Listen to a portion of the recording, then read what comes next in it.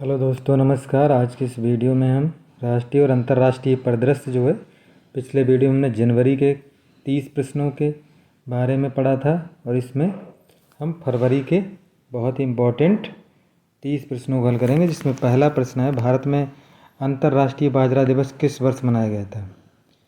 भारत ने जो अंतर्राष्ट्रीय इस समय अंतर्राष्ट्रीय नहीं होगा, जब भारत में मनाया गया था तो ये राष्ट्रीय होगा। भारत में मनाया गया था तो ये राष्ट्रीय होगा। अंतर्राष्ट्रीय बाजरा दिवस तो इस बार मनाया जा रहा था है 23 में, लेकिन यो भारत ने मनाया था राष्ट्रीय बाजरा दिवस ये 2018 में मनाया था, 2018 में।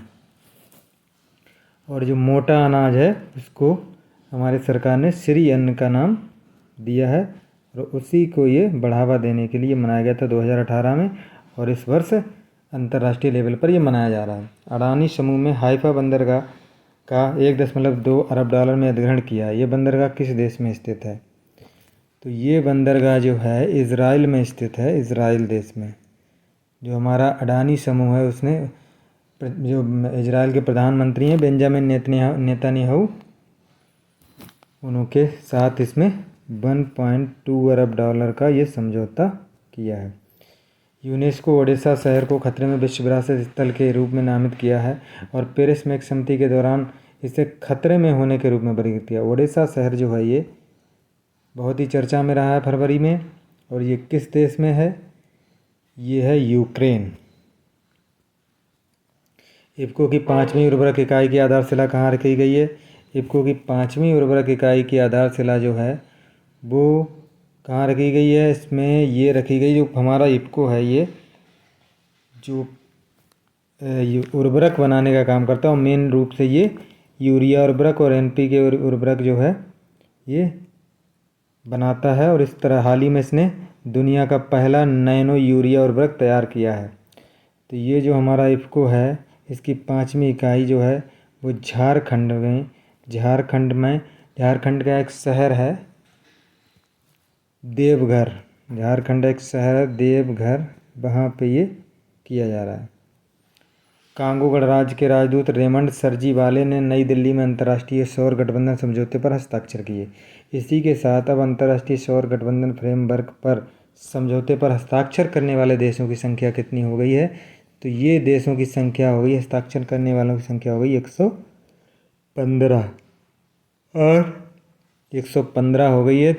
हस्ताक्षर करने वाले 93 देशों ने इसकी पुष्टि कर दी है। 93 देशों ने इसकी पुष्टि कर चुके हैं।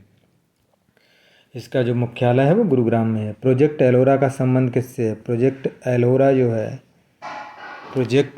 जो है ये माइक्रोसॉफ्ट कंपनी है उसका ये प्रोजेक्ट है, और इसका मतलब उद्देश्य है भारत की स्थानीय भाषाओं का डिजिटल दुनिया में प्रवेश करवाना और उनके प्रयोग को बढ़ावा देना। एलोरा दरअसल क्या है? ये शॉर्ट फॉर्म है, इसका फुल फॉर्म है इनेबलिंग लो रिसोर्सेस लैंग्वेज। तो भारतीय की स्थानीय भाषाओं का डिजिटीकरण। दिसंबर 2023 तक भारत में हाइड्रोजन ट्रेन चलाने की योजना है। सबसे पहले ये किसके बीच चलेगी? कहाँ के बीच ये चलेगी? तो ये हरियाणा और ये चलेगी हरियाणा और हिमाचल प्रदेश। हरियाणा का जो शहर है कालका शहर है, और शिमला जो हिमाचल प्रदेश का शिमला है, इन दोनों के बीच चलेगी। तो ये हो जाएगा 3 विकल्प संख्या। 4 फरवरी 2023 को 73 वर्षों में पहली बार सुप्रीम कोर्ट का स्थापना दिवस मनाया गया। इसके मुख्य अतिथि कहाँ के मुख्य न्यायाधीश थे? तो ये थे सिंगापुर के मुख्य न्यायाधीश। सिंगापुर के जो मुख्य न्यायाधीश थे वो इसके सुंदरेश मेनन, उनका नाम था सुंदरेश मेनन, और ये भारतीय मूल के ही थे। यूनेस्को द्वारा विश्व का पहला लिविंग हेरिटेज यूनिवर्सिटी का दर्जा किसे प्रदान किया गया? यूनेस्को द्वारा पहला लिविंग हेरिटेज यूनिवर्सिटी का दर्जा दिया गया है ये विश्व भारती विश्वविद्यालय, जो रविन्द्रनाथ टैगोर ने जिसकी स्थापना की थी। विकल्प संख्या 2। फरवरी 2023 में जैव विविधता, नाभिकीय तथा सौर ऊर्जा पर समझौता किन देशों के बीच हुआ है? ये भारत और संयुक्त अरब अमीरात, भारत, फ्रांस और संयुक्त अरब अमीरात, ये तीनों देशों के बीच हुआ है। विकल्प संख्या हो जाएगा 3। अगला है भारत का पहला हाइड्रोजन से चलने वाला ट्रक, किस कंपनी ने इसको लॉन्च किया है? तो यह है रिलायंस इंडस्ट्रीज़ लिमिटेड। विकल्प संख्या 4। अगला हो जाएगा खाद्य और कृषि संगठन कॉर्पोरेट स्टैटिस्टिकल डाटाबेस के उत्पादन आंकड़ों के अनुसार भारत दुनिया का सबसे बड़ा दूध उत्पादक देश है। दूसरे नंबर पर कौन सा है? तो दूसरे नंबर पर है अमेरिका। दूध उत्पादक सबसे बड़ा भारत बन गया, दूसरे नंबर पर अमेरिका है। और फिर न्यूजीलैंड वगैरह, जो न्यूजीलैंड है, संयुक्त राज्य अमेरिका है, चीन है, तीसरे नंबर पर चीन है। अगला है भारतीय उपयोगकर्ताओं को यूपीआई का उपयोग करके विदेशी व्यवसायों को भुगतान करने की योजना किसने प्रारंभ की है? तो ये कौन है? इसने फ़ोनपे ने की है। विकल्प संख्या हो जाएगा 2। अगला भारतीय भूवैज्ञानिक सर्वेक्षण जीएसआई को भारत में पहली बार लिथियम के भंडार कहाँ मिले हैं? जम्मू कश्मीर और कर्नाटक दोनों में मिले हैं। जम्मू कश्मीर में भी मिला, कर्नाटक में भी मिला। अगला है स्काई यूटीएम क्या है? स्काई यूटीएम एक भारत में केंद्रीय सड़क परिवहन और राजमार्ग मंत्री ने स्काई यूटीएम मानव रहित यातायात प्रणाली प्रबंधन का अनावरण किया था, जिससे विश्व की सबसे अत्याधुनिक मानव रहित यातायात प्रबंधन प्रणाली कहा जाता है। तो ये मानव रहित प्रबंधन प्रणाली है। दिल्ली मुंबई एक्सप्रेसवे के प्रथम खंड का उद्घाटन नरेंद्र मोदी ने जो किया था, जो दिल्ली से दौसा के बीच है, तो ये किया था इन्होंने। एक पे पूछ क्या रहा है, ये राजमार्ग के किस राज्य से होकर नहीं गुजरेगा? तो जो गुजरेगा दिल्ली, हरियाणा, राजस्थान, मध्य प्रदेश, गुजरात और महाराष्ट्र, यानी उत्तर प्रदेश से ये नहीं गुजरेगा। 12 फरवरी 2023 को केंद्रीय मंत्री अश्विनी वैष्णव द्वारा अमृत पैक्स 2023 का उद्घाटन किया गया। तो ये अमृत पैक्स क्या है, जो इसका संबंध किससे है? इसका संबंध किससे है? पुरानी जो है कलाकृतियाँ, पुरानी जो है कलाकृतियों के प्रदर्शन से है। इसका उद्घाटन किया गया। उद्देश्य क्या है? राष्ट्रीय मंच के रूप में राष्ट्र के 50,000 से वर्ष पुराने समृद्ध इतिहास और संस्कृति को उजागर प्रदर्शित करना है। तो इसका हो जाएगा ऐतिहासिक ग्रंथों की प्रदर्शनी, नहीं सॉरी, इसका हो जाएगा, हाँ जी, ऐतिहासिक नहीं होगा ये, इसका हो जाएगा ऐतिहासिक ग्रंथों की प्रदर्शनी नहीं होगा, राष्ट्रीय डाक टिकट की प्रदर्शनी होगी। विकल्प संख्या 2। अगला 18 भारत की प्रमुख इंफ्रास्ट्रक्चर कंपनी जी इंफ्रा प्राइवेट लिमिटेड को भारत के पहले राष्ट्रीय मेट्रो रेल नॉलेज सेंटर के डिजाइन और निर्माण का ठेका दिया गया। ये केंद्र कहाँ पर स्थित है? इंफ्रा प्राइवेट लिमिटेड जो है,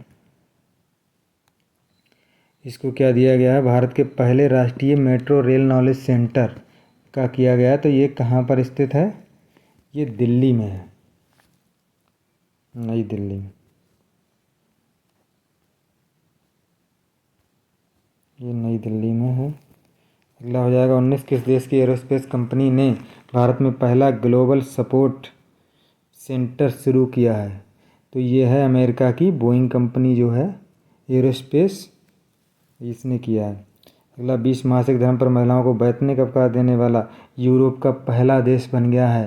तो ये यूरोप का बन गया स्पेन।